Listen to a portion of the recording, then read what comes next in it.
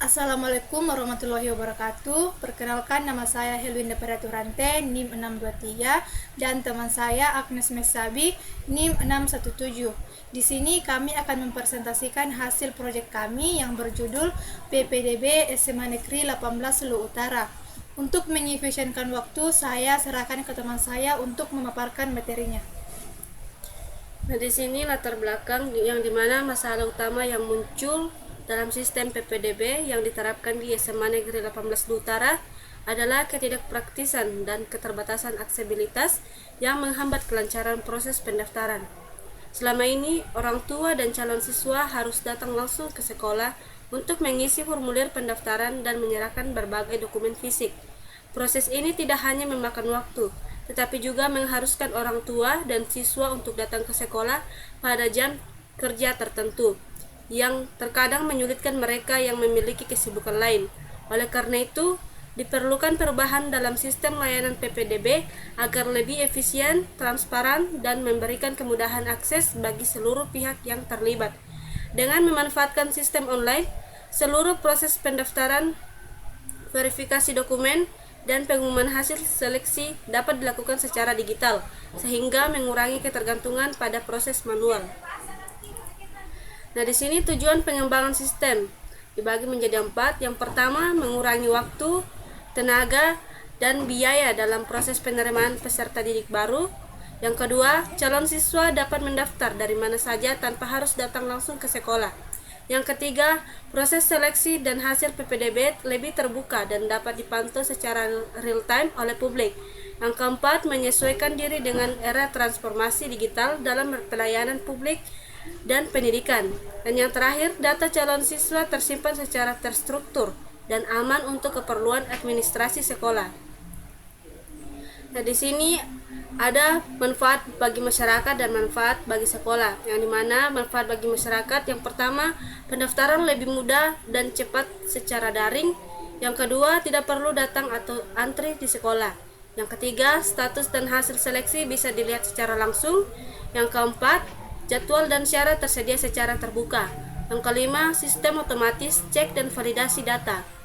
Nah, manfaat bagi sekolah, yang pertama, data siswa bisa dicari dan diakses dengan mudah. Yang kedua, data tersimpan dalam sistem yang terlindungi. Yang ketiga, proses bisa diawasi secara real time. Yang keempat, info ke siswa atau orang tua lebih cepat. Yang kelima, minim kebutuhan ATK dan logistik. Nah, di sini berbagai kebutuhan yaitu pengguna, admin, proses, input, dan output.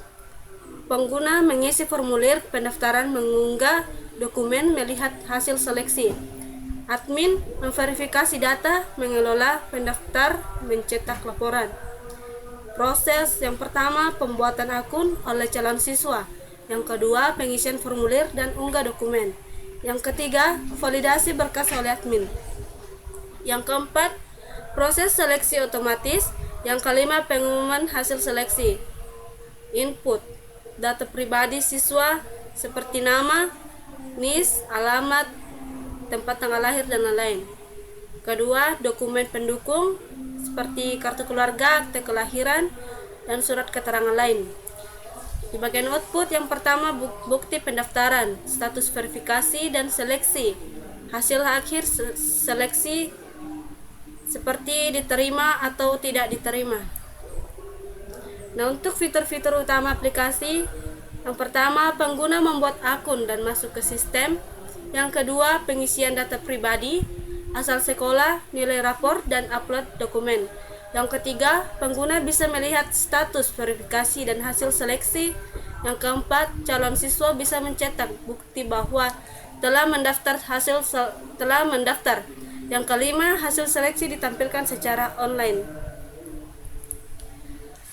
Nah, di sini menampilkan bagian flowchart alur layanan, yang dimana proses dimulai dari pengguna yang ingin melakukan pendaftaran.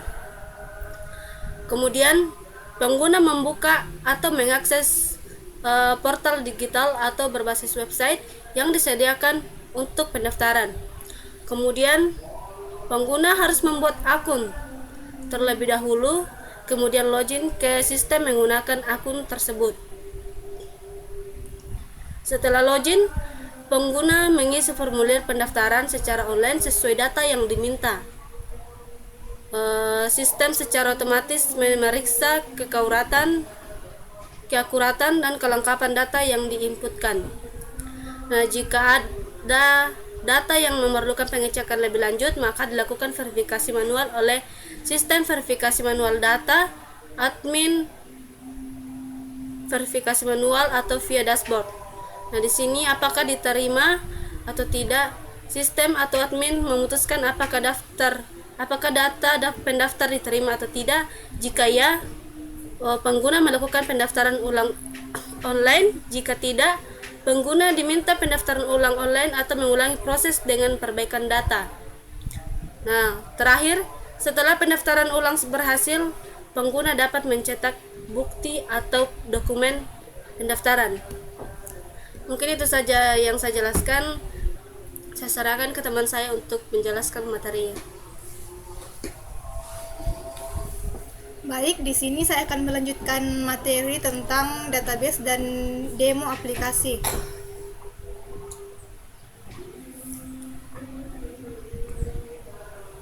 Untuk database-nya, di sini saya menggunakan database PPDB1, di mana di dalamnya ada tabel admin dan juga pendaftar. Untuk tabel pendaftar, di sini terdapat beberapa file. Di sini ada ID, nama, NIS, asal sekolah, tempat lahir, tanggal lahir, jenis kelamin, jurusan, kemudian nama orang tua, pekerjaan orang tua, alamat, nomor HP, username, password. Kemudian ada dokumen-dokumen seperti kartu keluarga dan juga akte. Untuk database admin,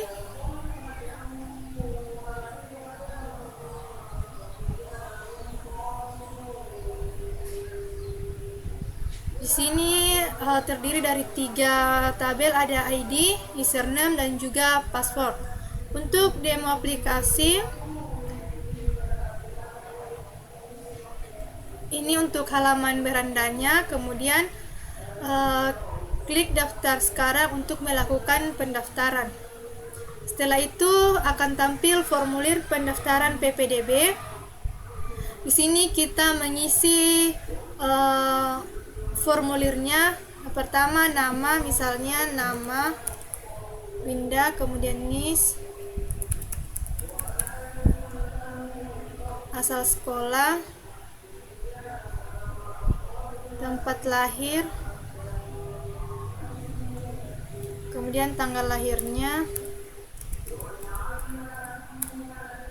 Kemudian kita pilih untuk jenis kelamin, pilih jurusan, kemudian nama ayah, pekerjaan ayah, kemudian nama ibu, pekerjaan ibu, kemudian alamat lengkap, kemudian nomor HP aktif, kemudian masukkan username dan juga buat password. Setelah itu masukkan file kartu keluarga. Ini contohnya. Kemudian masukkan akte kelahiran. Setelah itu, setelah semua datanya terisi, klik kirim pendaftaran. Setelah itu masukkan NIS-nya, kemudian passwordnya.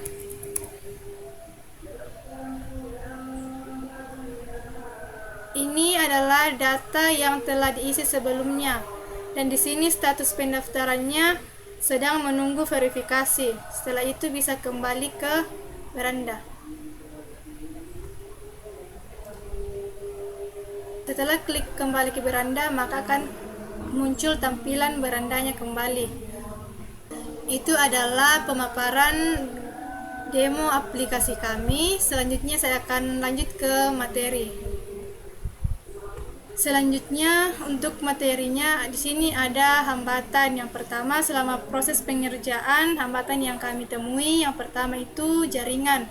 Jaringan yang tersedia seringkali lambat dan tidak stabil sehingga menghambat akses data. Yang kedua yaitu koneksi database. Kesalahan konfigurasi database menyebabkan data tidak bisa tersimpan atau diambil.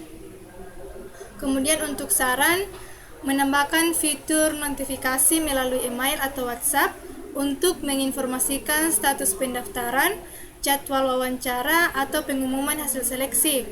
Kemudian, pengembangan dashboard yang menampilkan grafik statistik pendaftar, jumlah kuota, dan status verifikasi secara real-time agar proses pemantauan lebih efisien. Selama mengerjakan proyek e-government, kami belajar memahami pentingnya perencanaan sistem, kerja tim, dan penerapan teknologi informasi untuk mempermudah layanan publik. Kami juga menyadari pentingnya keamanan data, kejelasan antarmuka pengguna, serta bagaimana komunikasi dengan pengguna sangat mempengaruhi keberhasilan sistem. Untuk pembagian tugas di sini saya sebagai ketua yang bertindak sebagai ketua tim dan sekaligus sebagai perancang sistem. Kemudian saya juga bertugas untuk menyusun alur kerja dan perencanaan proyek, menyusun dan mengelola database, dan kemudian menyusun laporan proyek. Untuk anggota saya Agnes, tugasnya yaitu mendesain tampilan user interface, mengembangkan sisi frontend dan coding sistem, melakukan pengujian sistem, dan riset kebutuhan pengguna.